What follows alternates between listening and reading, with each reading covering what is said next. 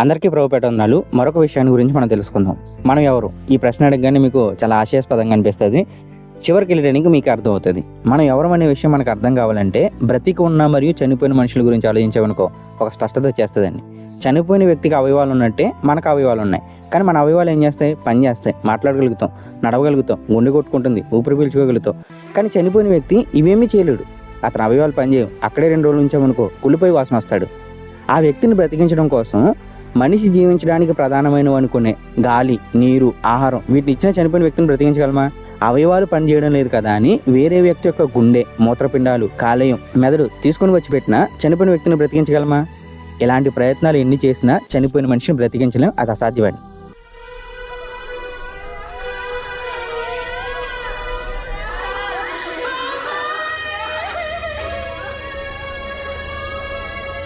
నేను లేకపోతే నువ్వు లేవు, నేను కంటే నువ్వు పుట్టవు, నా వల్లే నువ్వు బ్రతకవు అని చెప్పే తల్లిదండ్రులైనా చనిపోయిన మనిషిని బ్రతికించగలరా?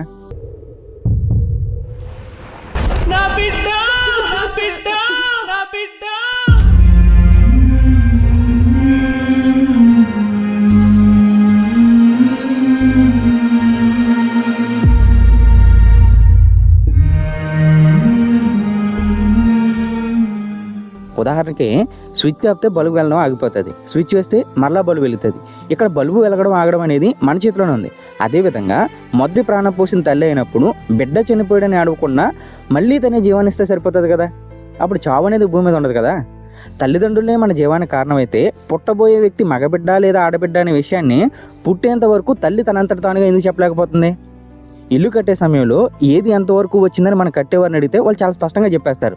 కానీ గర్భంతో ఉన్నటువంటి ఒక తల్లిని పుట్టబోయే శిశువు గురించి అడిగితే తను చెప్పమని డాక్టర్ని అడుగుతుంది. డాక్టర్ పరీక్షించి చెప్పిన విషయాన్ని మనకు చెప్తుంది, కానీ తనంతట తానుగా ఏమీ చెప్పలేదు. ఏదైనా యాక్సిడెంట్ జరిగి అవయవాలు విరిగిపోతున్నప్పుడు వాటిని మొదట్లో ఎలా అయితే తల్లే సృష్టించిందో అలానే డాక్టర్ అవసరం లేకుండా తానే చేసేయచ్చు కదా. మొదటి ప్రాణం పోసిన తల్లి అయినప్పుడు బిడ్డ చనిపోయాడని ఆడకుండా మళ్ళీ తనే జీవనిస్తే సరిపోతుంది కదా. అప్పుడు చావు అనేది భూమి మీద ఉండదు కదా. కానీ అలా జరగడం లేదు. అంటే మన జీవానికి మూలం తల్లి తండ్రి కాదు.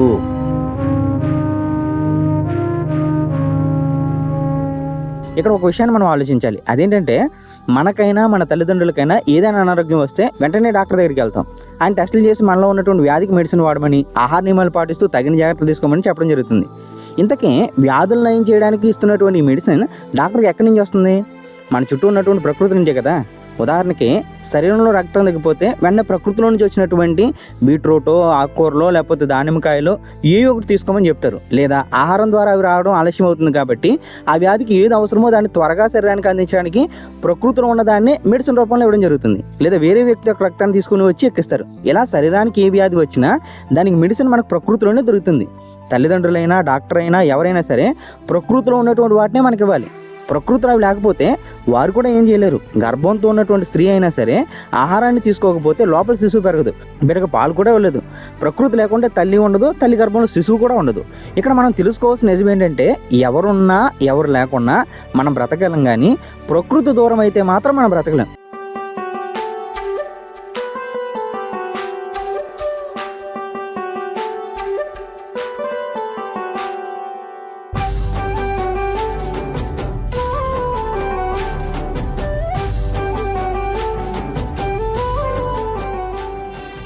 ఈ శరీరానికి గాలి కావాలి, నీరు కావాలి, శరీరంలో వేడి అవసరం, ఆహారం కావాలి, ఖాళీ ప్రదేశం కావాలి. ఇవన్నీ సరిపడా ఉంటేనే మనం బ్రతుకుతాం. లేకుంటే వ్యాధి వస్తుంది. ఆ వ్యాధి కాస్త ముదిరితే మరణం వస్తుంది. వీటన్నిటిని ఆలోచిస్తే మన శరీరం ఈ ప్రకృతిలో ఉన్నటువంటి ప్రతి దానికి కనెక్ట్ అయ్యింది, ఈ ప్రకృతి నుండే వచ్చిందని ఈజీగా చెప్పేచ్చండి. అందుకే దాని అనారోగ్యానికి కావాల్సినటువంటి మెడిసిన్ ప్రకృతిలోనే మనకు దొరుకుతుంది. ఈ శరీరంలో ఏ అవయవం పాడైనా భవిష్యత్తులో వాటిని ప్రకృతి నుండి తయారు చేయొచ్చేమో. అప్పుడు దాన్ని చూసి మనం ఆశ్చర్యపడాల్సినటువంటి అవసరం లేదు, గొప్పగా ఫీల్ అవ్వాల్సినటువంటి అవసరం కూడా లేదు. ఎందుకో చెప్పనండి, ఈ శరీరం ప్రకృతి నుండే వచ్చింది. ఈ ప్రకృతిలో ఉన్నటువంటి ప్రతి దానికి కనెక్ట్ అయింది. ఇక్కడ మనం గుర్తించాల్సినటువంటి ఇంకొక విషయం ఏంటంటే ఈ ప్రకృతి కేవలం శరీరంలో ఏదైనా లోపం వస్తే దాన్ని మాత్రమే పోగొట్టగలుగుతుంది. కానీ చనిపోయిన మనిషిని బ్రతికించలేకపోతుంది. చనిపోయిన మనిషికి జీవాన్ని ఇవ్వలేకపోతుంది. ఎందుకు జీవాన్ని ఇవ్వలేకపోతుంది?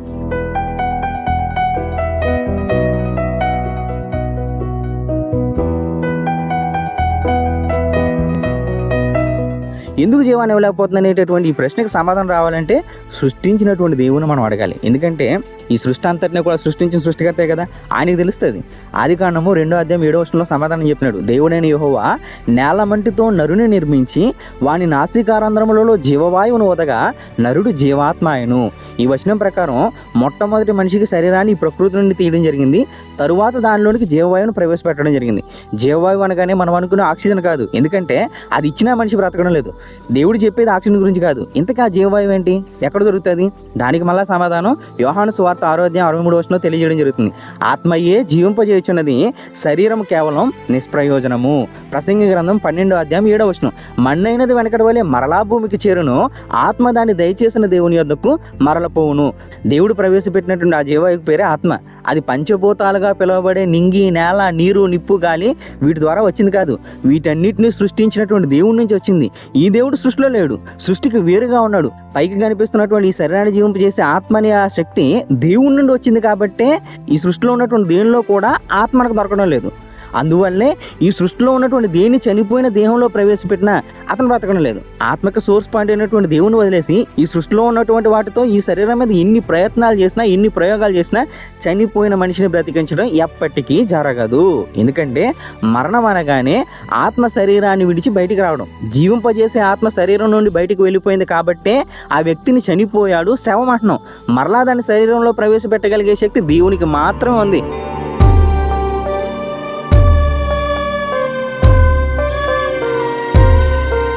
ప్రకృతి నుంచి వచ్చినటువంటి శరీరం తిరిగి ప్రకృతికి వెళ్ళిపోతుంది. అదే విధంగా దేవుని నుండి వచ్చినటువంటి ఆత్మ ఈ శరీరాన్ని విడిచిన తర్వాత తిరిగి దేవుని దగ్గరికి వెళ్ళిపోతుంది. అంతేగాని ఈ సృష్టిలో ఉండదు. మనం అనుకునే విధంగా అది గాల్లో కలిసిపోదు, శ్మశానంలో ఉండదు, తెల్లచీర కట్టుకోదు, మల్లెపూలు పెట్టుకోదు, దెయ్యాలుగా మారి మనల్ని భయపెట్టదు. అది తిరిగి దేవుని దగ్గరికే వెళ్ళిపోతుంది. ఇదే విషయం ప్రసంగి గ్రంథం 12:7 చెప్పడం జరిగింది. మన్నైనది వెనకటి వలె మరలా భూమికి చేరును, ఆత్మ దాన్ని దయచేసిన దేవుని యొద్దకు మరలపోవును. ఇక్కడ మనిషిలో మనకు 2 భాగాలు కనిపిస్తున్నాయండి. ఒకటి శరీరం, రెండోది ఆత్మ. ఇంతకీ రెండిట్లో మనం ఎవరు?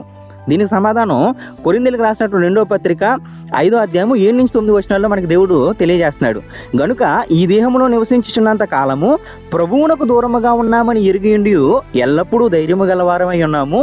ఇట్లు ధైర్యము కలిగి ఈ దేహమును విడిచిపెట్టి ప్రభువునొద్ద నివసించుటకు ఇష్టపడుచున్నాము. కావున దేహమందున్నను దేహమును విడిచినను, శరీరంలో ఉన్న శరీరాన్ని విడిచిన ఆయనకి ఇష్టలమై ఉండవాలని మిగులు అపేక్షించున్నాము. ఈ వచనాల ప్రకారం మనం శరీరంలో ఉన్నాము, శరీరాన్ని విడిచి వెళ్ళిపోతున్నాం. శరీరంలో ఉండి శరీరాన్ని విడిచి వెళ్ళిపోయేదేంటి? ఆత్మే కదా.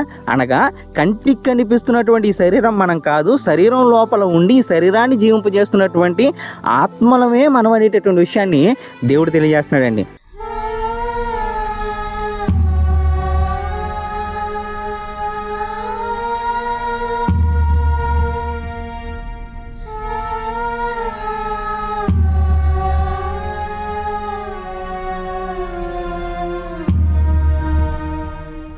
అసలు ఆశ్చర్యం ఏంటంటే మనం ఎవరమనే విషయం కూడా మనకు తెలియదు. సృష్టికర్త దగ్గరికి వెళ్తేనే మనం ఎవరమనే విషయం మనకు తెలుస్తుంది. అదే ఇందాక స్టార్టింగ్లో మిమ్మల్ని అడిగా మనం ఎవరు అనగానే మీరు చాలా ఆశ్చర్యపడి ఉంటారు, నవ్వుకుని ఉంటారు. కానీ ఇప్పుడు మీకు అర్థమైందా? మనం ఎవరు అనగానే కంటికి కనిపిస్తున్నటువంటి ఈ శరీరం మనం కాదు, లోపల ఈ శరీరాన్ని నడిపింపజేస్తున్నటువంటి ఆత్మలో మనం ఆత్మ అనే విషయం కూడా మనకు తెలియదు. అసలు దేనికోసం ఈ భూమి మీదకి వచ్చాము, దేనికోసం బ్రతుకుతున్నాం అనే విషయం తెలుసుకోకుండా సృష్టికర్తను విడిచిపెట్టేశాము. ఈ సృష్టిలో ఉన్నటువంటి ప్రతి దాన్ని సేవిస్తూ ప్రకృతిని సంపాదించడానికే మన ఆయుష్కాలాన్ని అంతటినీ వినియోగిస్తున్నాం.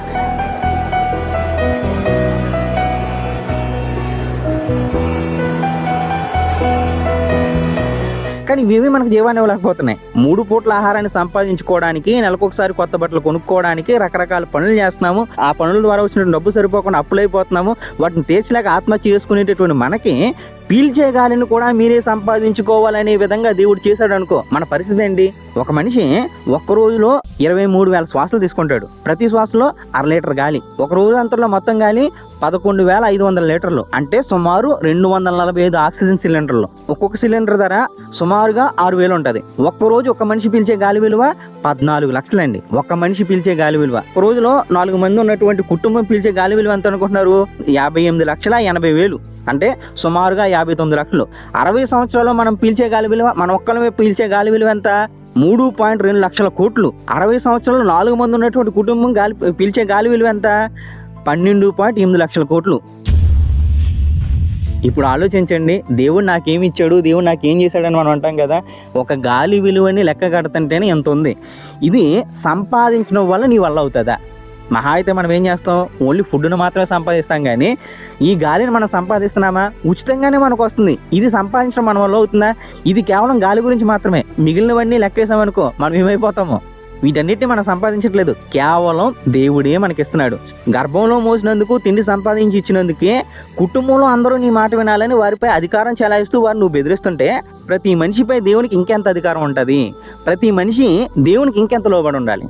కేవలం 100 ఎకరాల భూమి, కేజీల బంగారం, రొయ్యల చెరువులు, పశువులు ఉన్నవాడే ధనవంతుడు, ఆసామి అనుకుంటే మొత్తం ఈ భూగ్రహాన్ని, సూర్యుడిని, చంద్రుడిని, నక్షత్రాల్ని, ఈ మొత్తం విశ్వాన్ని సృష్టించినటువంటి దేవుడు ఇంకెంత ధనవంతుడు, ఆయన ఇంకెంత తెలివైన వాడు, ఆయన దగ్గర ఇంకెంత అధికారం ఉంటుంది.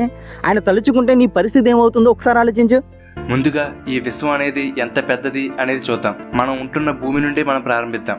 మన భూమి యొక్క వ్యాసం 12,742 కిలోమీటర్లు. ఎంత పెద్దదో అని ఊహించుకుంటున్నారా? అయితే ఒక్కసారి సూర్యుడితో పోల్చి చూస్తే మన భూమి ఎంత ఉంటుంది? సూర్యుడి వ్యాసం 14 లక్షల కిలోమీటర్లు. అయితే మన శాస్త్రవేత్తలు కనుగొన్న అతిపెద్ద నక్షత్రం BY కేనిస్ మెజారిస్, దీని వ్యాసం 300 కోట్ల కిలోమీటర్లు.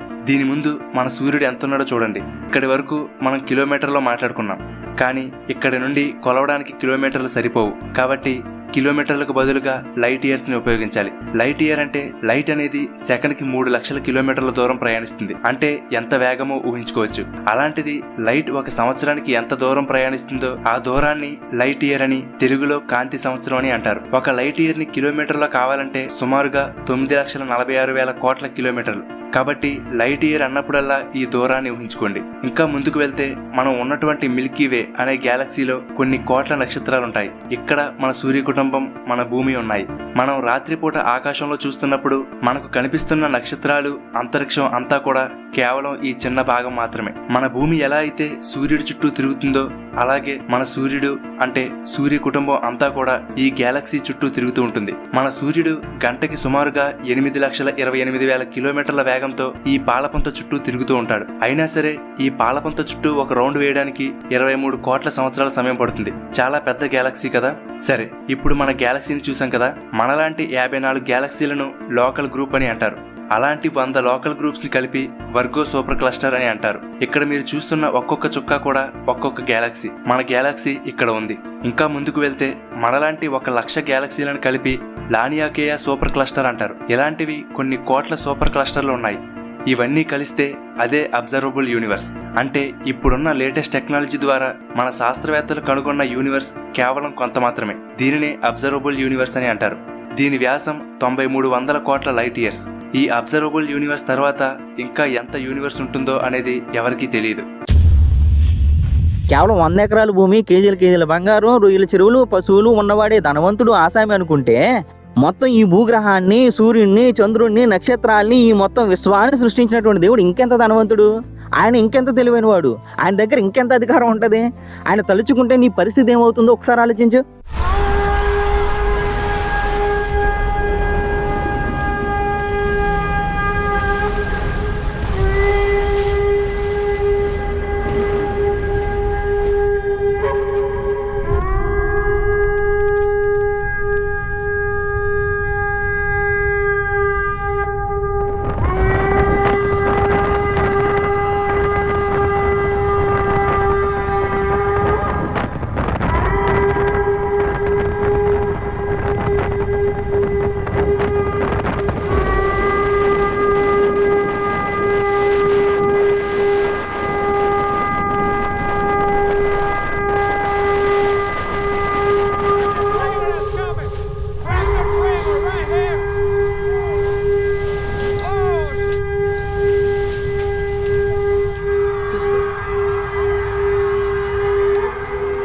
దేవుని సృష్టించాడు, ప్రకృతిని ఇచ్చాడు, ప్రకృతిలో నుండి శరీరాన్ని తయారు చేసి తోడుగా ఉండడానికి తల్లిని తండ్రి ఇచ్చాడు.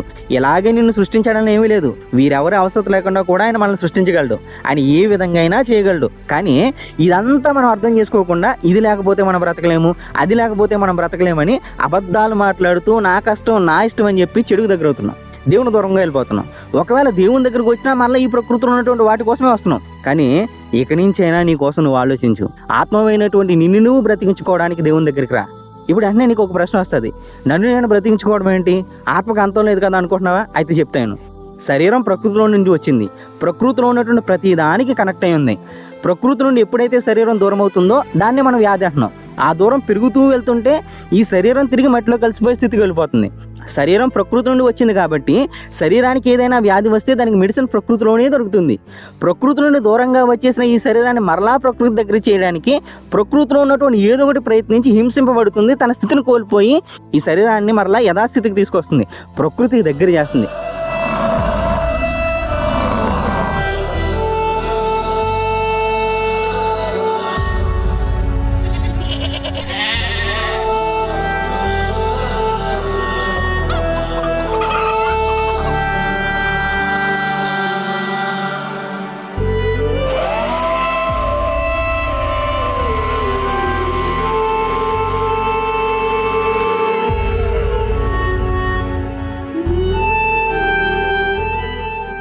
అదేవిధంగా ఆత్మ అయినటువంటి మనం దేవుని దగ్గరికి వచ్చాం. ఆత్మ దేవునికి దూరంగా వెళ్ళడం వల్ల ఆత్మకు వ్యాధి వస్తుంది. దాన్నే మనం పాపం అని పిలుస్తున్నాం. ఆ దూరం పెరుగుతూ వస్తుంటే అది ఆత్మకి నాశనాన్ని తీసుకొస్తుంది. ఆత్మ దేవుని నుండి వచ్చింది కాబట్టి ఆత్మకి పాపం అనే రోగం అంటుకుంటే దాన్ని పోగొట్టే మెడిసిన్ దేవునిలోనే మరలా మనకు దొరుకుతుంది. దేవునికి దూరమైనటువంటి మనల్ని దగ్గర చేయాలంటే ఉన్న ఆ పాపం అనేటటువంటి వ్యాధిని పోగొట్టాలి. అది జరగాలంటే మంచిగా ఉన్నటువంటి ఆత్మ హింసింపబడి జీవాన్ని కోల్పోయి మనకున్నటువంటి ఆ వ్యాధిని పోగొట్టి దేవుడు సృష్టించినప్పుడు ఉన్నటువంటి స్వచ్ఛమైన స్థితికి మనం తీసుకురావాలి, దేవునికి దగ్గర చేయాలి. ప్రకృతికి దూరం అవడం అంటే ఏంటో తెలుసు, మరి దేవునికి దూరం అవడం అంటే ఏంటి అనేటటువంటి ప్రశ్న మనకు వస్తే కనుక, దేవుడి నుంచి దూరం అవడం అంటే నిన్ను సృష్టించినటువంటి దేవుణ్ణి మరిచిపోయి ఆయన పక్కన పెట్టి నా ఇష్టం నా కష్టం అనుకుంటూ మాట్లాడుకుంటూ ఈ శరీరం కోసం బ్రతకడం. ఇంకొకటి, నువ్వు ఏ విధంగా దేవుడి నుండి వచ్చావో అదే విధంగా మనిషిగా ఉన్నటువంటి ప్రతి ఒక్కరూ కూడా ఆయన నుండి వచ్చారు. కాబట్టి వారికి కీడు చేయడం అనగా వారి ఆత్మకి పాపం అంటుకునేలా చేసి వారిని నాశనం చేయడం, వీటన్నిటిని చేయడమే దేవునికి దూరం అవడం. దేవునికి దూరం అవ్వకుండా ఉండాలంటే నువ్వేం చేయాలి? సృష్టికర్తని సేవించుకుంటూ సృష్టికర్తకి దగ్గరగా ఉండి ఈ శరీరం కోసం కాకుండా సృష్టికర్త నిన్ను దేనికోసమైతే సృష్టించాడో దానికోసం బ్రతకడం, నిన్ను వలే నీ పొరుగు వారిని ప్రేమించడమే దేవునికి దగ్గరగా ఉండడం. పైన చెప్పిన వాటిలో ఏదో ఒక దాన్ని చేస్తే సరిపోతుంది కదా అనుకుంటే, గాలి పీలుస్తాను అన్నం తింటాను కానీ నీరు తాగనంటే కుదురుతుందా?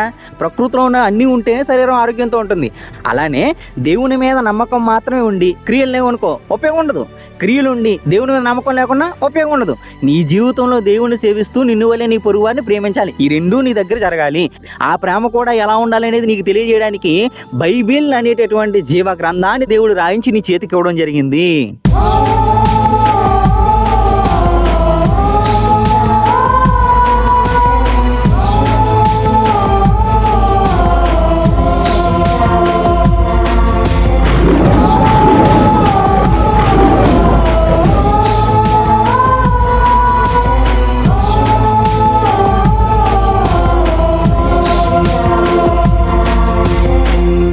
దాంట్లో ప్రతి విషయం ఉంటుంది, దాన్ని చూసి నువ్వు ఫాలో అవ్వాలి. దేవునికి దూరం అవడం ద్వారా మనం తెచ్చుకున్న పాపం అనేటటువంటి వ్యాధిని తీసేయడానికి పరలోకాన్ని విడిచి ఈ లోకానికి వచ్చిన పరమ వైద్యుడు, రక్షించడానికి వచ్చిన రక్షకుడు, మన పాపముల నిమిత్తం సిలువపై ప్రాణం పెట్టినటువంటి త్యాగమూర్తే యేసుక్రీస్తు.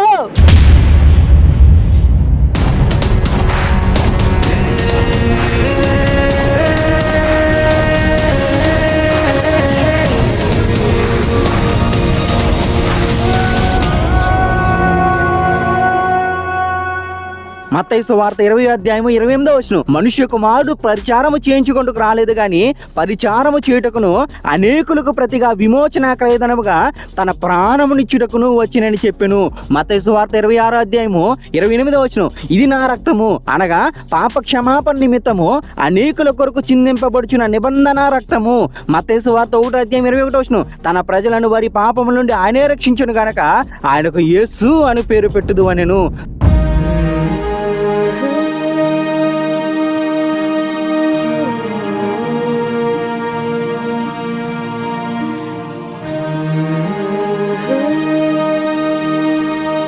మరలా దేవునికి దగ్గర చేసి ఎలా ఉంటే మనలోకి పాపం రాదనే దాన్ని నేర్పించడానికి ఆయన ఈ భూమిపై మనలాంటి శరీరాన్ని ధరించుకుని జీవించి మనకి మాదిరి చూపించారండి. ప్రేమించి ప్రేమ సామ్రాజ్యాన్ని స్థాపించారు.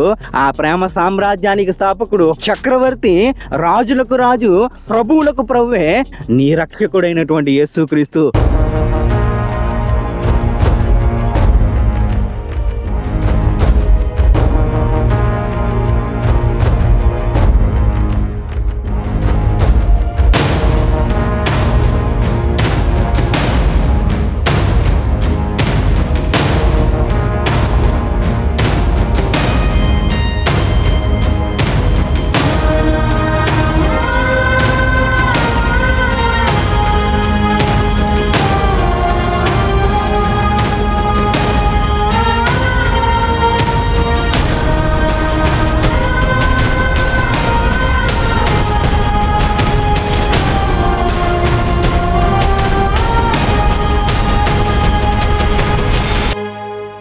ఇక్కడ మనకు కొన్ని ప్రశ్నలు వస్తాయి. తప్పు చేస్తుంది ఆత్మే కాబట్టి శిక్ష అనుభవించాల్సింది కూడా ఆత్మే కదా?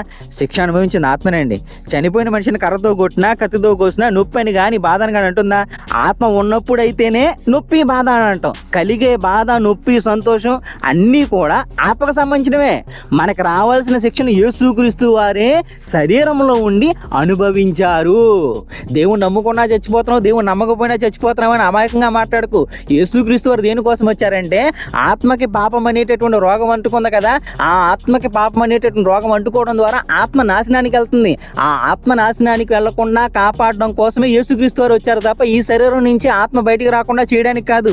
ఎవరైతే తాము చేస్తున్నది చెడు అని తెలుసుకుని దానిని విడిచి దేవుని దగ్గర పశ్చాత్తాపడి మరలా తప్పు జరగకుండా మంచి పనులు చేయడానికి ముందడుగు వేస్తారో వారు అంతకు ముందు చేసినటువంటి తప్పులను బట్టి శిక్ష అనుభవించడానికి నరకానికి పోకుండా వారికి రావాల్సిన శిక్షను తాను సిలువపై భరించి శరీరాన్ని బయటికి విడిచి వచ్చారు, అనగా చనిపోయారు.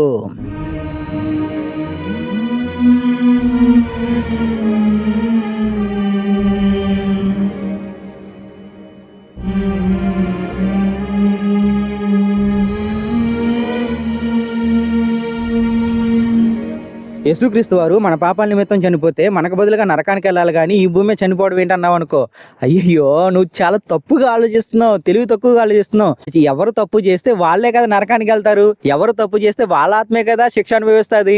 కానీ మనకి రావాల్సినటువంటి శిక్షను యేసుక్రీస్తు వారు మన మీద ప్రేమతో, మనల్ని రక్షించాలనేటటువంటి ప్రేమతో, నిన్ను వలె నీ పొరుగు వారిని ప్రేమించు అనేటటువంటి దేవుని ఆజ్ఞని నెరవేర్చి వేరే వాళ్ళ పాపాన్ని తీసుకొచ్చి తన మీద వేసుకున్నాడు. కాబట్టి మంచి చేశాడా తప్పు చేశాడా? మంచి చేశాడు. ఎక్కడైనా నీ దేవుని దూరంగా ఉన్నాడా? తండ్రి, చేయుటకు నీవు నాకు ఇచ్చిన పని సంపూర్ణంగా నెరవేర్చి భూమి మీద నిన్ను మహిమపరచానని దేవుడితో ఆయన మాట్లాడడం జరుగుతూ ఉంది. అనగా ఆయన ఎక్కడ తప్పు చేశాడు? ఆయన తప్పు చేస్తేనే కదా నరకానికి వెళ్ళాలి, ఆయన తప్పు చేస్తేనే కదా ఆయన ఆత్మాంతం అవ్వాలి. ఆయన తప్పు చేయలా. ఆయన మనల్ని ప్రేమించి నిన్ను వల్లే నీ పొరుగు వారిని ప్రేమించు అనేటటువంటి దేవుని ఆజ్ఞ నెరవేర్చి మన పాపాలకు బదులుగా ఆయన శిక్ష అనుభవించడం జరిగింది. అనగా ఆల్రెడీ ఆయన మంచోడు, దేవునితో మంచిగానే ఉన్నాడు, మన పాపాలను తన మీద వేసుకుని ఇంకా మంచోడయ్యాడు. ఆ మంచోడిని అంతం చేయాల్సిన అవసరం ఏముంటది? ఆ మంచోడిని అంతం చేస్తే గనక అదెక్కడ న్యాయం అవుతుంది? ఆలోచించు. యేసుక్రీస్తు వారు మహా మంచోడు. ఎందుకు మంచోడు? నీ కోసం నా కోసం ప్రాణం పెట్టాడు. నీ పాపాలని నా పాపాలని తన మీద వేసుకున్నాడు, ప్రేమించాడు, ప్రేమమయుడయ్యాడు, ప్రభువులకు ప్రభువయ్యాడు, రాజులకు రాజు అయ్యాడు, మన దేవుడయ్యాడు.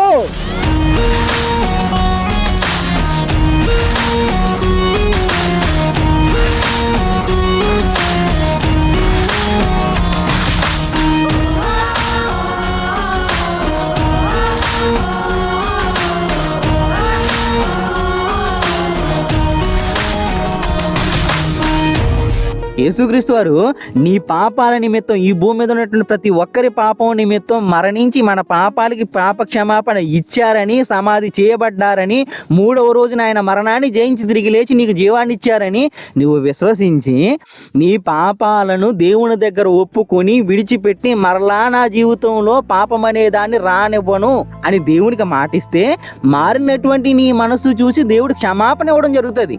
దాని కొరకే బాప్తిసం అనేటటువంటి నియమాన్ని పెట్టడం జరిగిందండి. బాప్తిసంలో ఏం చేస్తారంటే నిన్ను తీసుకెళ్లి పూర్తిగా నీటిలో ఉంచుతారు. దాని అర్థం పాపాలతో మరణించినటువంటి నిన్ను నీటిలో సమాధి చేస్తున్నారు, అనగా అక్కడితో నీ పాత జీవితం ముగిసిపోతుంది. ఇక రెండోది, నీటిలో నుండి నిన్ను తిరిగి పైకి లేపుతున్నారు. దాని అర్థం ఏంటంటే నీకు మరొక జన్మ ఇవ్వడం జరుగుతుంది. మార్కు సువార్త 16వ అధ్యాయము 16వ వచనం, నమ్మి బాప్తిసం పొందిన వాడు రక్షింపబడును, నమ్మని వానికి శిక్ష విధింపబడును. ఇది నమ్మి బాప్తిసం తీసుకుని నీ జీవితాన్ని దేవుని ప్రకారంగా తీసుకెళ్ళావు అనుకో, శరీరాన్ని విడిచిన తర్వాత నీ ఆత్మకు అంతం అనేదే ఉండదు. దీన్ని నమ్మకపోతే శిక్ష, అనగా మన ఆత్మకు అంతం.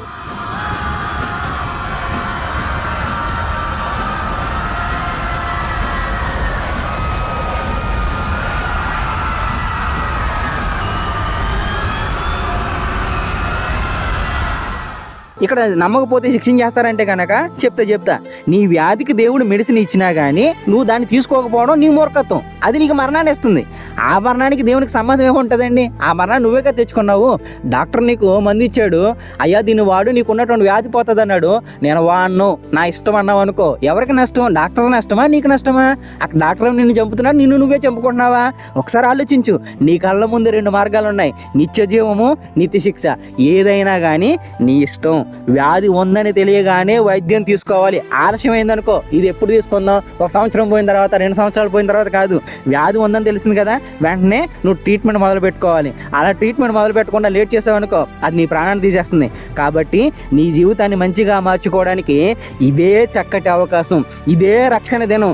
పశ్చాత్తాపడి బాప్తిసం తీసుకొని నీ పాపాల నుండి విడుదల పొంది నిత్య జీవితానికి అర్హత సంపాదించుకో, లేదా నీ ఇష్టం. నేనే మార్గమై ఉన్నాను, నేనే సత్యం, నేనే జీవం. ఆల్ఫాని కూడా నేనే, ఒమేగాని కూడా నేనే, ఆది అంతం నేనే. మొదటి వాడిని నేనే, గడపటి వాడిని నేనే. ప్రభు, నేను చావు కోసం ఎదురు చూస్తున్నాను. ఇకపై మరణం ఉండదు, దుఃఖం ఉండదు,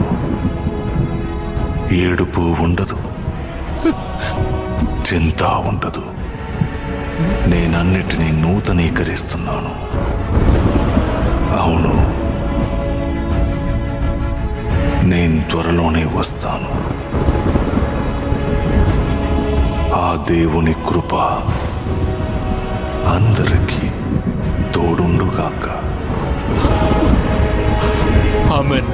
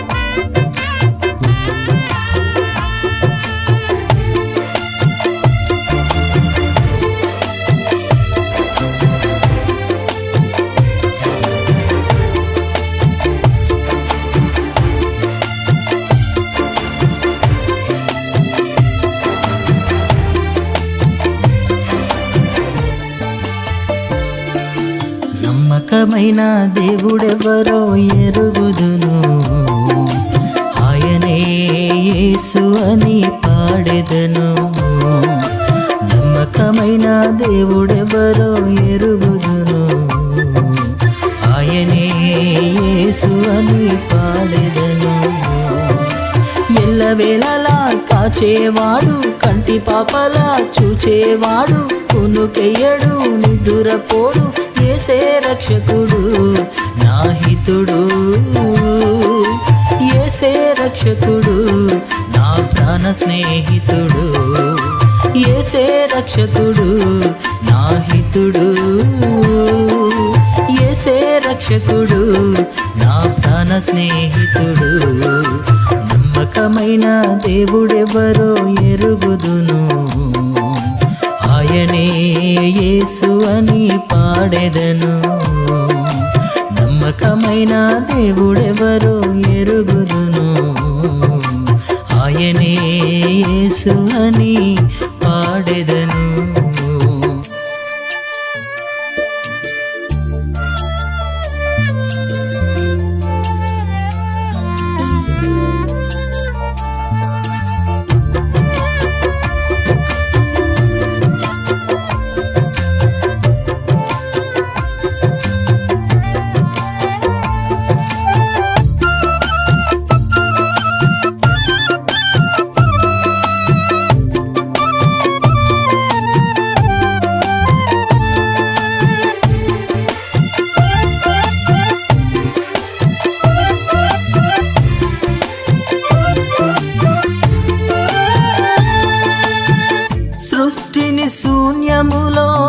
చేసినవాడు, పుడిసిటితో సంద్రం కొలిచినవాడు.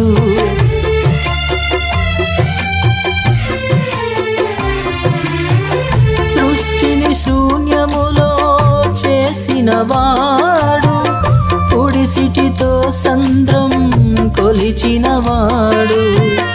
ఆకాశ మహాకాశ వైశాల్య హద్దులను తన చేతి జానతోనే లెక్కించిన దేవుడు. ఆకాశ మహాకాశ వైశాల్య హద్దులను తన చేతి జానతోనే లెక్కించిన దేవుడు. నేల మట్టితో నరుని చేసెను, జీవవాయువుది ప్రాణమిచ్చెను, తానే తోడుగా చెలిమి చేసెను. యేసే సృష్టికర్త మన జీవదాత, యేసే సృష్టికర్త శాశ్వత రక్షణ ప్రదాత. యేసే సృష్టికర్త మన జీవదాత, యేసే సృష్టికర్త శాశ్వత రక్షణ ప్రదాత. నమ్మకమైన దేవుడెవరో ఎరుగుదును, ఆయనే యేసు అని పాడెదను. నమ్మకమైన దేవుడెవరో ఎరుగుదును, ఆయనే యేసు అని పాడెదను.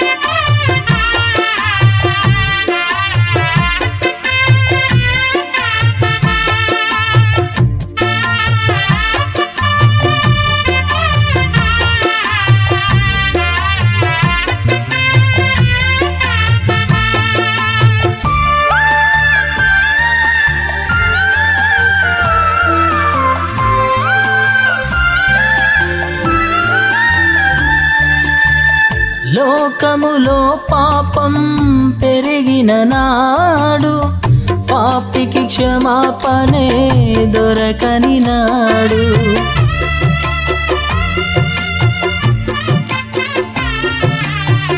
లోకములో పాపం పెరిగిన నాడు, పాపికి క్షమాపణే దొరకని నాడు. పరిశుద్ధ ఆత్మ చేత తల్లి మరియ గర్భమున సృష్టికర్తయే సృష్టిలో నరుడై జన్మించెనుగా. పరిశుద్ధ ఆత్మ చేత తల్లి మరియ గర్భమున సృష్టికర్తయే సృష్టిలో నరుడై జన్మించెనుగా. పాపము బాపగా ప్రాణమిచ్చెను, మరణము గెలిచి తిరిగి లేచెను. మళ్ళీ వస్తాను మరువను అనెను, యేసే రక్షకుడు నా ప్రియుడు. యేసే రక్షకుడు త్వరలో రానున్న నా వరుడు. యేసే రక్షకుడు నా ప్రియుడు. యేసే రక్షకుడు త్వరలో రానున్న నా వరుడు. నమ్మకమైన దేవుడెవరో ఎరుగుదును, ఆయనే యేసు అని పాడెదను. నమ్మకమైన దేవుడెవరో ఎరుగుదును, ఆయనే యేసు అని పాడెదను. ఎల్లవేళలా కాచేవాడు, కంటి పాపలా చూచేవాడు, కునుకెయ్యడు నిద్దురపోడు. యేసే రక్షకుడు నా హితుడు. యేసే రక్షకుడు నా ప్రాణ స్నేహితుడు. యేసే రక్షకుడు నా హితుడు. యేసే రక్షకుడు నా ప్రాణ స్నేహితుడు. నమ్మకమైన దేవుడెవరో ఎరుగుదును, ఆయనే యేసు అని పాడెదను. నమ్మకమైన దేవుడెవరో ఎరుగుదును, ఆయనే యేసు అని పాడెదను.